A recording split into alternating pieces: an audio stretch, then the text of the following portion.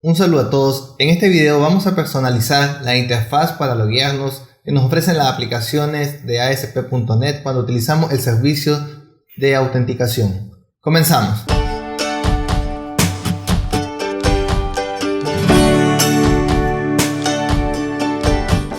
Si recordamos, en el video anterior ya habíamos agregado la posibilidad de loguearnos en nuestra aplicación, la cual ya teníamos desarrollada, y habíamos restringido que solo usuarios logueados pudieran acceder a esta interfaz de acá, ya que si no estábamos logueados pues no podemos hacerlo. En esta ocasión lo que vamos a hacer es personalizar un poco esta interfaz, es decir, tener acceso al código que se ha generado cuando hemos agregado el servicio de autenticación. Esto ya lo habíamos hecho en el video anterior, pero en esta ocasión vamos a aplicarlo a este nuevo proyecto para que veamos que es exactamente igual. Pues bien, teniendo instalado el ASP.NET Code Generator, vamos a ejecutar este comando que tenemos por acá, en el cual siempre de identity especificamos el contexto que vamos a emplear y los archivos que queremos visualizar.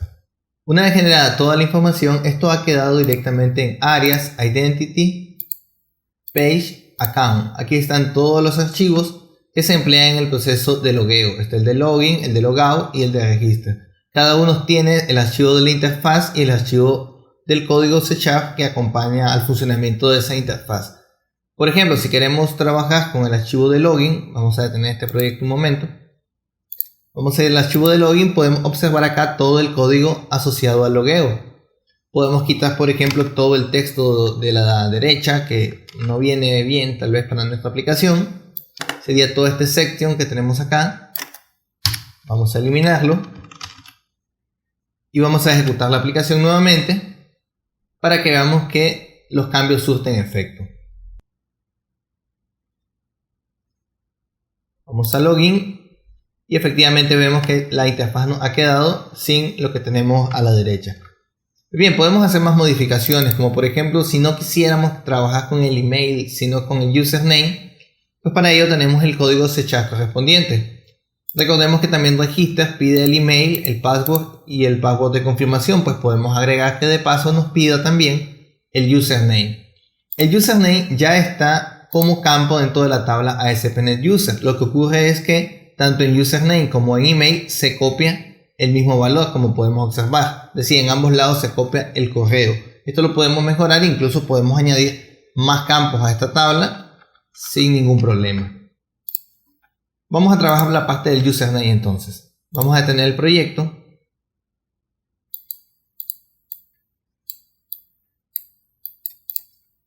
Vamos a irnos primeramente al register. En register vemos que el modelo que ocupa esta página es de tipo register model. Ya iremos a buscarlo también. Pero por acá tenemos la lista de campos que se pide cuando el usuario se registra. Lo que vamos a hacer nada más es agregar el campo username. Username por acá y por acá. Bueno, ya tenemos una interfaz que pide estos tres campos. Siguiendo con lo que comentaba del modelo, el modelo de la página es Register Model. ¿Dónde vamos a poder identificar este Register Model? ¿Dónde está el contenido de este modelo? Pues bien, el contenido de este modelo lo debemos ir a buscar al archivo CS asociado a esta página, que sería el register.cshtml.cs. Por acá en esta página podemos observar el Register Model, que tiene pues varias funciones, varios servicios que vamos a tener disponibles, que luego los iremos trabajando. Tiene un objeto de tipo input. Este objeto de tipo input que vemos acá es el que hace referencia aquí cuando dice input.email, input.password, que ya estaban y que yo he puesto ahora input.username. Entonces hay que trabajar sobre este objeto input. El objeto input que tenemos acá dice que es de tipo input model. Ese objeto input model esa clase se declara acá, un poco más abajo en el mismo archivo. Y vemos que ahí declara el email, declara el password y el confirm password. Pues bien, lo que haremos aquí es declarar entonces un dato más. Que para nuestro caso, en el display colocaremos nombre de usuario y la variable se llamará username.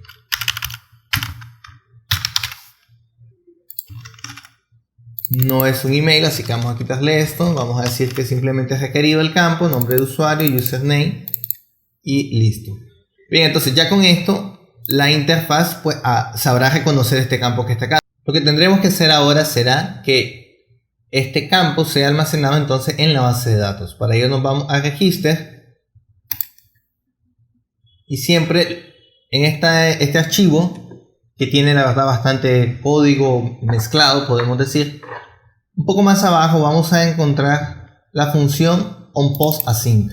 ¿Qué es esta función? Pues en esencia es la función que se ejecuta cuando le damos enviar a este formulario. Entonces, esta función es la que se ejecuta en ese caso y vemos que se crea, una de las primeras cosas que hace una vez que valida el estado, es decir, la información que le llega, crea un objeto de tipo IdentityUser.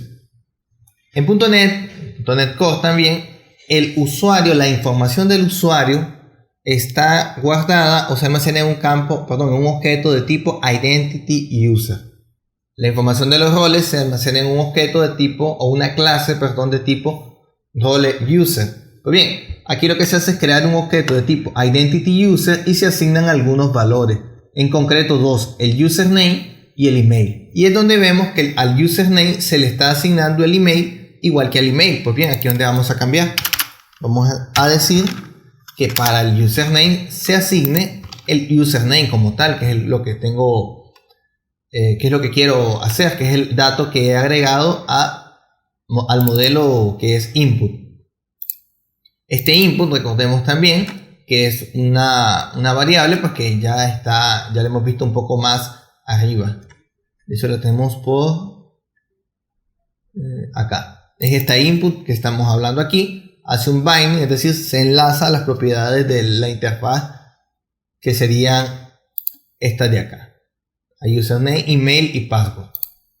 Se enlazan a esas propiedades, entonces input queda lleno con los valores de que se pongan en esas cajitas, y es por eso que puedo recuperar estos valores de esta forma. No es la forma que hemos estado usando, pero también es una forma que se puede hacer.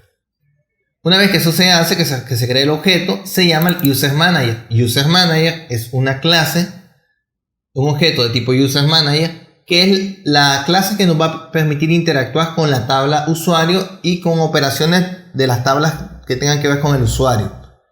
Una de ellas es la que vemos aquí, que es precisamente createAsync, es decir, va a crear un usuario con la información que se le está pasando por esta variable user. Y por aparte se le pasa la clave, porque la clave se debe pasar aparte porque es un procedimiento ahí pues para poder guardarla luego. Si la creación fue exitosa, pues se manda el mensaje de que todo está bien y alguna otra información. Realmente aquí lo más relevante es esto de aquí. Con esta línea, si esta línea sale bien, se crea el usuario. Vemos entonces que es fácil implementar esto mismo en un controlador que nosotros mismos diseñemos. Basta con crear un objeto de tipo User Manager que para emplearlo pues nada más necesitamos el ASP.NET Core Identity y crear un objeto de esta forma.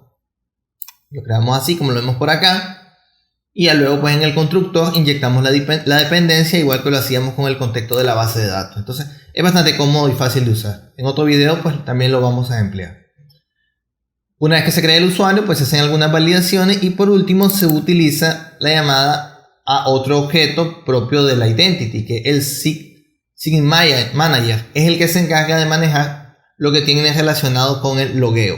Tenemos entonces el User Manager, que se encarga de todo lo relacionado con las operaciones con las tablas de usuario, el Role Manager, todo lo relacionado con las tablas de roles, y Sign Manager, todo lo relacionado con el logueo como tal. Estas tres clases tienen dentro métodos que nos van a hacer fácil el trabajo con todo el proceso entonces de la autenticación. Ya he hecho este cambio, esto es una explicación nada más para que podamos entender mejor el código. Pues bien, ya he hecho este cambio, ya con esto se guardaría en la base de datos en el username, el usuario y no el correo. Lo otro sería entonces modificar ahora la parte del logueo. Cuando nos logueamos, vamos a ir a login, vemos que lo que se pide es el input email y el password. Pues nuevamente vamos a hacer el cambio para pedir nosotros el username y el password. Bien, por ahí lo tenemos listo. Y ahora vamos a ir a hacer la modificación en el archivo CS asociado. Vemos que hay un Sign Manager, ya sabemos que esto será por el proceso de logueo. Vamos a ir a buscar el input, aquí está un input model. Y este input model que está aquí abajo, vemos que usa el email y el password precisamente. Aquí entonces vamos a cambiarlo a username, porque eso es lo que queremos emplear. Un poco para que quede claro, el nombre que yo ponga acá, username, tiene que ser exactamente el mismo que yo ponga acá. Puede ser cualquier palabra, pero tiene que ser la misma, porque, repito, se hace un binding. Es decir, este objeto input se llena, o sus campos username y password se llenan con campos que se llamen igual en este formulario. Entonces aquí tenemos, lo hemos puesto ya username y vamos a ir al método con el cual se loguea, que el onPostAssign llama al método Sign Manager y le pasa como parámetro. Vamos a pasar nosotros ahora el username. La password se la pasa y bueno, el resto de información no necesitamos tocarla. Si todo va bien, pues el usuario quedará logueado. Ahí hemos ya modificado el register y el de login, que serían los únicos dos procesos que entrarían en juego, porque en logout pues no hay nada que tocar prácticamente. Vamos a ejecutar la aplicación. Como solo hemos tocado código, no necesitamos de ninguna migración y vamos a ver qué ocurre. Nos dice que hay un error por acá, vamos a corregirlo entonces. Y el error está en login en la línea 19. Ok, vamos a ir a buscar este error. Así que en la línea 19 por acá nos faltó cambiar. Aquí también a username.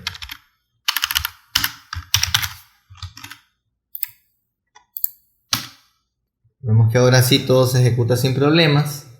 Y vamos a probar primero a registrarnos.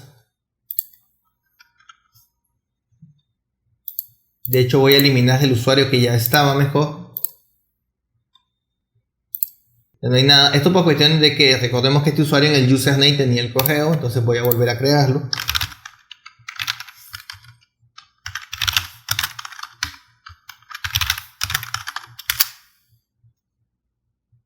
Y de hecho se logueó. Vemos que incluso nos dice Dennis. Ya no dice Dennis y lo demás.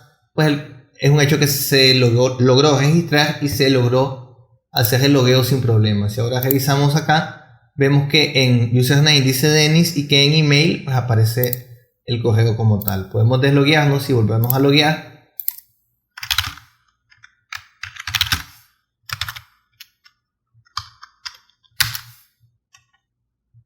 Y acá estamos.